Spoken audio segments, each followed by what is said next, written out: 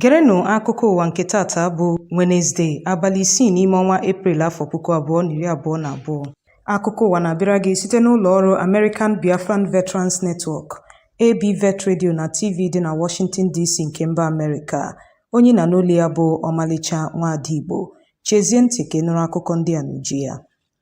Otu akpọkwasịrị Biafra Nations League bụ otu na-achọ nwere onwe n'ala Biafra enye n'iwu ka ndị otu ha bochie ọnụ ụzọ ámá nke si agafe n'oke ala Nigeria na Cameroon ma n'ime mmiri ma n'elu ala n'abalị 8 nke ọnwa Eprel afọ 2022. Otu a nyekwara ndị otu ha iwu ka ha tọrọ ndị ọrụ mmanụ na mpaghara ọwụwa anyanwụ nakwa n'egbere mmiri bụ ndị jụrụ irube isi na ọkwa onyapụlezi ha tinyere bụ ndị ga-achọ ịrụ ọrụ n'ụbọchị ahụ a ga-ekpe onye ndu otu Indigenous People of Biafra ikpe. Ntụziaka bịara dịka a na-akwado nnụrụ ikpe onye ndu otu IPOB bụ Nnamdi Kanu bụ nke ga-adị n'abalị 8 nke ọnwa Eprel.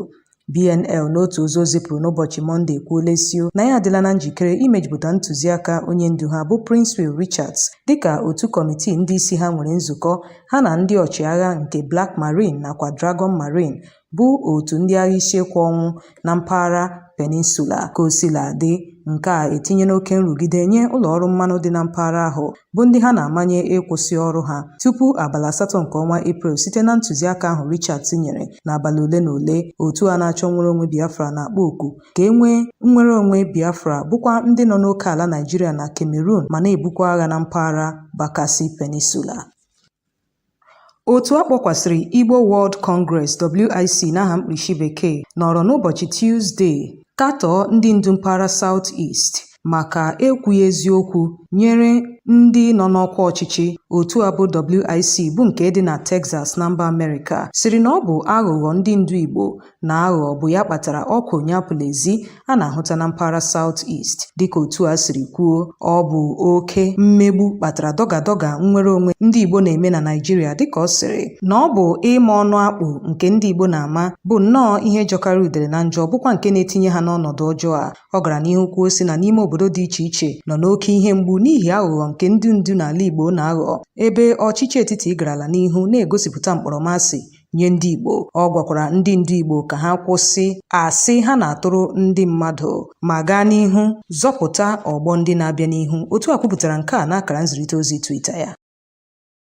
Ndị bi na steeti Kaduna nọrọ n'ụbọchị taa kwa akwa arịrị banyere oke igbu ọchụ nakwa ntọ mmadụ sitere n'aka ndị ọkpa egbe dịka ha na-eru uju nyere ndị na-akọtara ezinụlọ ha nri bụ ndị egburu egbu na mpaghara ahụ. Ha kpọkuru ndị ọrụ nchekwa na gọọmenti Naijiria n'ogo niile ka ha chọta ogbugbo oge adịgide nyere igbu ọchụ ahụ, wee gbakwunye sio ọ bụrụ ma ndị nwere aka oke agaghị echekwala ihe ọzọ na ha ga-eji aka ha wee buru ngwa agha chụso ndị ọkpa egbe a. Otu nwaafọ steeti ahụ bụ onye agha lara ezumike nka bụ Mejọ Usman Momo sịrị na ọ bụ nnọọ ọnọdụ ọjọọ ka ha hụtara onwe ha. Ọ sịrị na ndị Naijiria anaghị agwa onwe ha nke bụ eziokwu n'ihi ego. Ọ gara n'ihu kwuo sị na ndị na-akwado iyi ndụ egwu na-ebubata ndị si na mba ndị ọzọ ka ha bịa buso Naijiria agha, bụkwa ndị na-egbu ndị ọrụ nchekwa tụmadị ndị agha Naijiria. Ọ gara n'ihu kwuo sị na ndị a bụ ndị si esi bata agaala n'ihu na-egbu ụmụafọ Naijiria ma sikwa otu ahụ na-ebelata ọnụọgụgụ ha, ebe ndị ọkụkọ amaọcha adịghị mma bụ ndị na-akwado ha na-eriju afọ site n'ọnọdụ enweghị nchekwa. Ọ sịrị na ọ bụ ndị ọgaranya Naijiria na-akwado ndị a na-eyi ndụ egwu si mba ndị ọzọ bata n'obodo ahụ. Ọ gara n'ihu kwuo sị na ụfọdụ n'ime ha bụ ndị agha azụrụ nke ọma, bụkwa ndị akpọbatara ibu agha megide Naijiria. N'akụkụ nke ya, onye bụburu onye isi oche ọchịchị kansụl Kaduna South bụ Alhaji Ibrahim Mustapha sịrị na ya buru amụma n'oge gara aga si na ndị ọkpa egbe ga-akụchi steeti ahụ. Ọ sịrị na ndị agha Naijiria na-anwụ kwa ụbọchị dịka ọkụkọ, ebe ndị nke ike ka dị n'ibu agha n'ala ezumike nka ma ọ bụkwa na-achụọ ha n'otu ndị agha. Ọ sịrị na oge eruole mgbe ọha na eze ga-ebili wee zute ọnọdụ a. Ọ kpọkụkwara ndị ọrụ nchekwa na gọọmenti ka ha tụgharịa okwu egwu ha.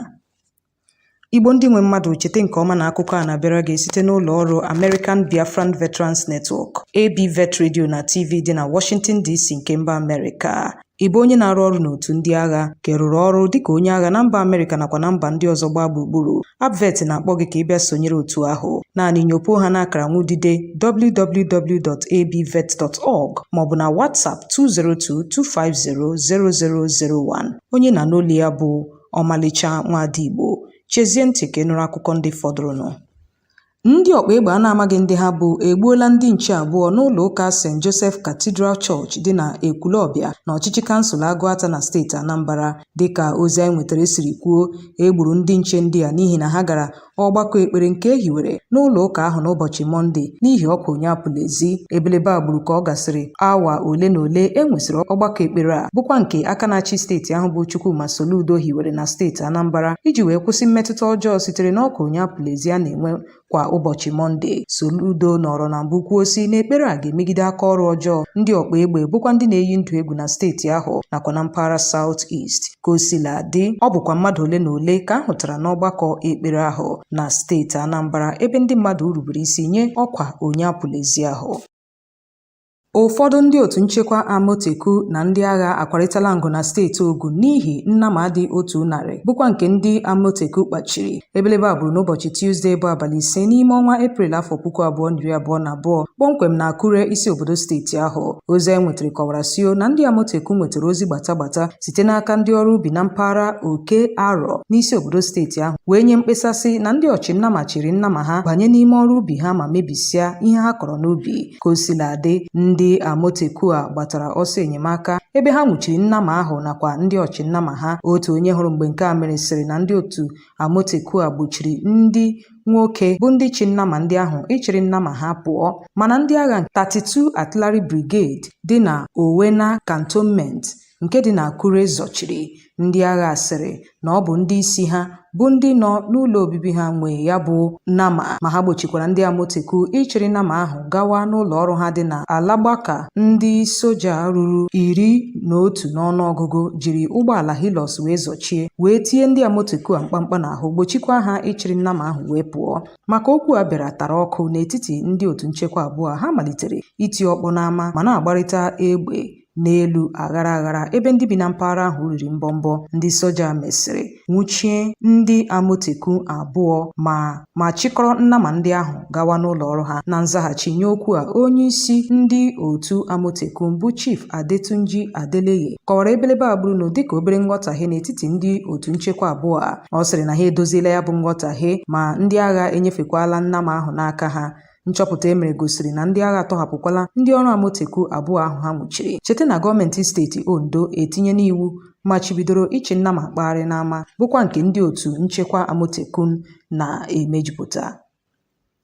Ndị otu Islamic State of West Africa ISWAP awakpola ime obodo Damboa dị na steeti Borno. Otu onye okwu gbasara nchekwa na iyi ndụ egwu doro anya mpaghara North East bụ Zagazola Makama kwupụtara nke a na akara nzirịta ozi Twitter ya. Dịka Makama siri kwuo, ndị a na-eyi ndụ egwu gbara ụfọdụ ụlọ obibi ọkụ tinyekwara ụlọọgwụ dị na Damboa. Ọ sịrị na ndị agha n'okpuru otu akpọkwasịrị Harudin Kai bịara buso ndị a na-eyi ndụ egwu agha ebe ha kwalitara mgbọ dị egwu. Kemgbe onye isi ndị otu ISWAP bụ Abubakar Shekau nwụrụ, ndị otu ya nọrọ nnọọ na-awasapụ ikikere ha na mpaghara ahụ dị n'akụkụ Lake Chad na Naịjirịa, ebe ndị agha Naịjirịa gakwala n'ihu na-ekwu na ha enwetala mmeri n'agha na-ebu megide iyi ndụ egwu, ebe ndị a bụ ndị otu ISWAP egbukwala puku mmadụ na mpaghara ahụ.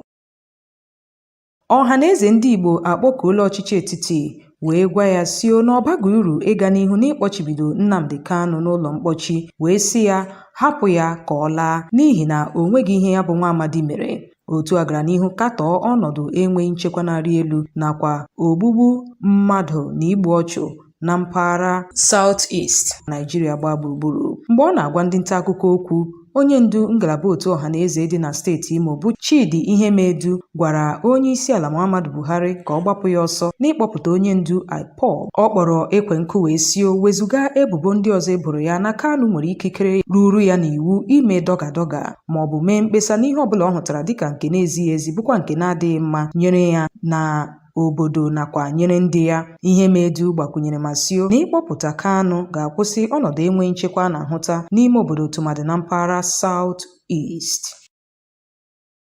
Igbo bụ Igbo ndị ọma, a sị na ọkazi anaghị eju akpa ekechie ya ọnụ, ya mere n'ebe a ka anyị ga-achịkọta ya bụ akụkọ ụwa nke taa. Cheta nke ọma na ọ bịara gị site n'ụlọ ọrụ American Biafran Veterans Network, ABVet Radio na TV dị na Washington DC nke mba Amerịka. Anyị ga-enyefe unu ugbu a n'aka Chief Obidike, onye nọ na BTV News dị na Washington, bụ onye ga-akọrọ gị akụkọ ụwa n'asụsụ Bekee ma mesịa wetara gị ihe omume nke akpọrọ Let's Talk About It with Chief O. Onye nụrụ olu ya bụ Omalicha Nwada Igbo. Ụbọchị nta ka anyị chọọ n'Owere nchi ka emesịa.